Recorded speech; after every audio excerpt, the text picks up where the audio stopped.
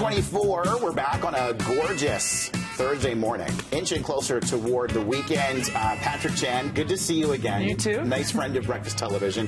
We got an event happening in Vancouver this weekend, which we'll get to in just a minute. Yes. But I want to start off by, first of all, congratulations on what an incredible year. Thank you. You're how old? 27, almost 28. 27, and we can officially say that you're retired. Yes. Not many 27-year-olds can say that, right? No, not many. And people always chuckle when I tell them I'm retired at 27. But retired in terms of skating, I'm looking forward to the next chapter of my life and taking on different roles, like the athlete ambassador role I have this week for the Grand Prix final. So when we look back at even where you were at the beginning, January 1st, 2018, you know, you're gearing up to go to the Winter Olympics in South Korea. Won a gold medal, not a big deal.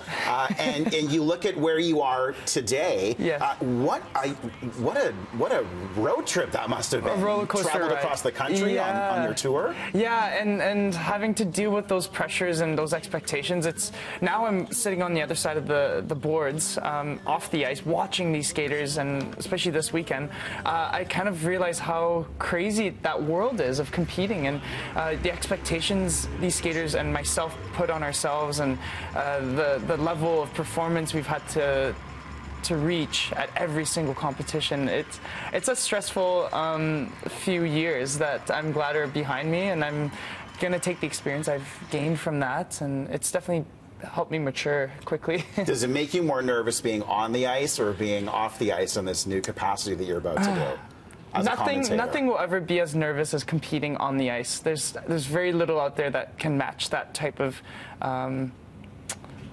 nerves, if I can say. And being off the ice and being as a commentator or as a athlete ambassador, as a host for all the officials and the skaters, it is a nerve-wracking role, but nothing like competing. Nothing like competing. Speaking of competing, okay, you've got how many?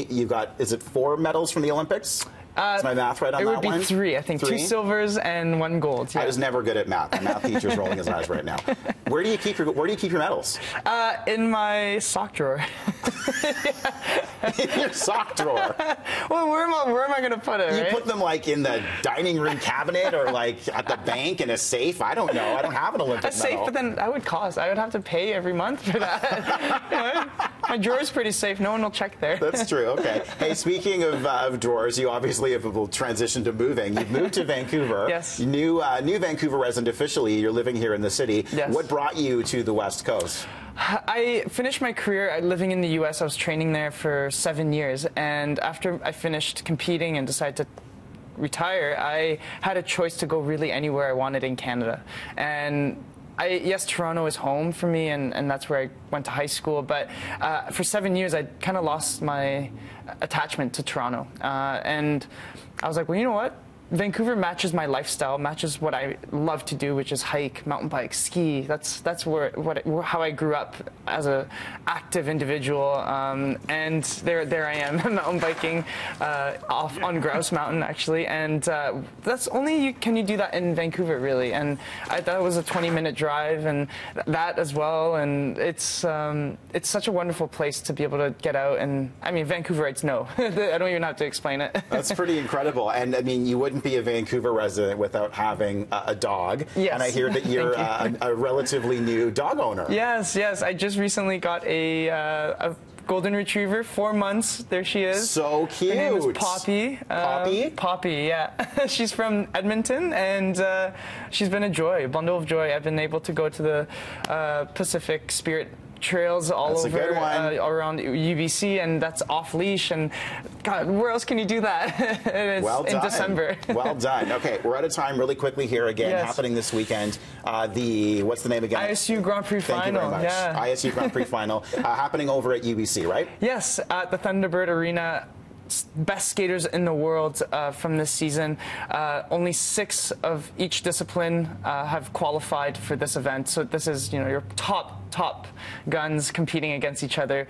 Halfway mark of the season. Good hint to what we can be expecting at the World Championships in March. We have Steven Govalev. We have Keegan Messing, who's another promising great skater who's filled in my shoes and is competing and representing Canada. He went to the Olympics with me, so he's going to be going up against Nathan Chen and Shoma Uno, who are from Japan and the United States, and everyone's high flying. They're jumping like crazy. These guys, like, talk about exciting skating to watch. Yeah, well, it's so good to see you, Patrick. Welcome to Vancouver, and good luck this weekend. Thank you so much.